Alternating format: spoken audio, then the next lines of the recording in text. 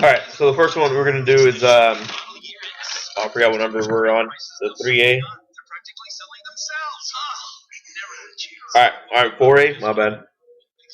So, oh man, let's move this recording thing up a little bit. Alright, so we have 1 plus cosine theta divided by sine theta minus pi over 2 is equal to tangent squared theta over 1 minus secant theta.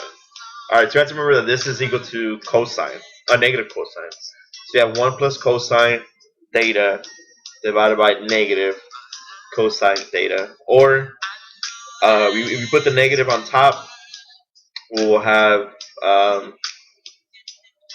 we don't have to put the negative on top, do we? No. So we can just rewrite this as, okay, you can break this up into two fractions. Break it up to this fraction, which is negative secant theta. Then you break it up into this fraction, which is negative 1. So you can write this as, so it's negative secant theta minus 1, or just negative times secant theta plus 1.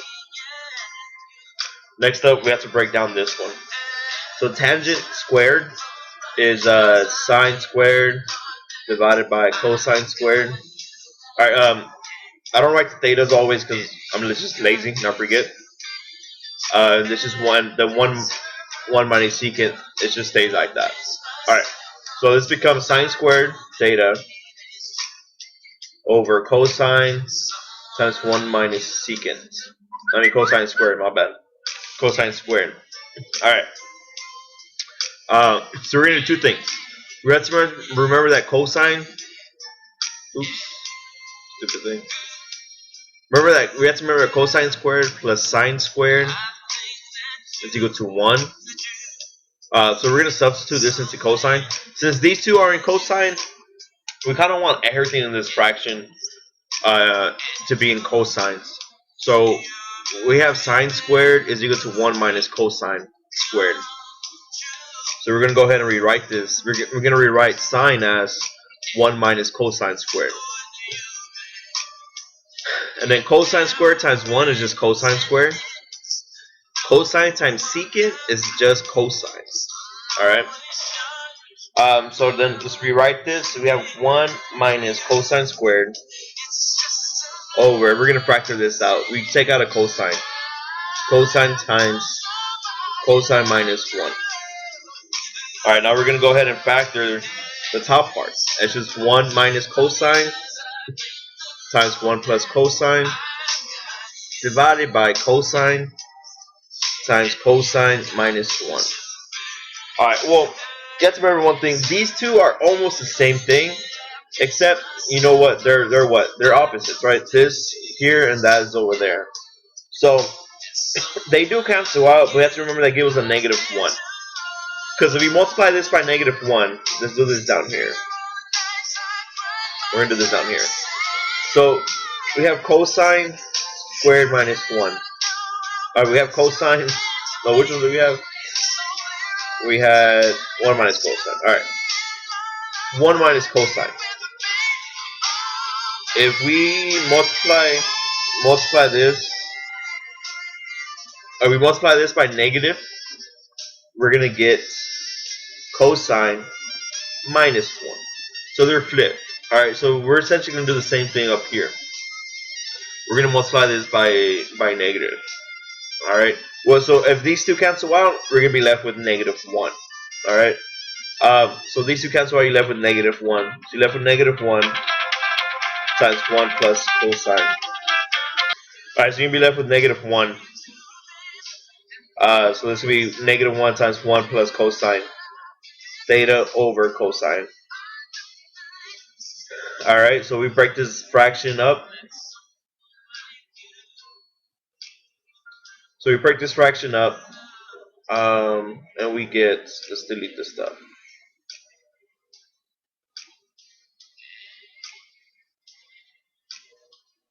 Alright, so you break it up.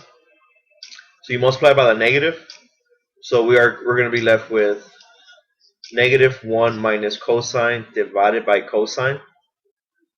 Negative 1 over cosine is just negative secant, and cosine over cosine is just negative 1. So we get the same thing here as we got here. Alright, so it works out to be the same. Alright, the second one is, alright, so we have 2 tangent x secant x is equal to 1 over 1 minus sine x minus 1 over 1 plus sine x. Alright, so like we did last time, we're going to start with the left side. So we have 2, we're going to rewrite tangent as sine over cosine, and we're going to rewrite secant as 1 over cosine. So we're going to be left with what? We're going to be left with alright,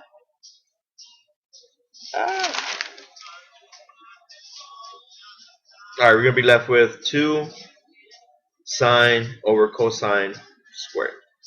Alright, so these two we're going to have to combine, so we just cross multiply. So we're going to have 1 plus sine of x minus 1 minus sine of x. And we multiply these two.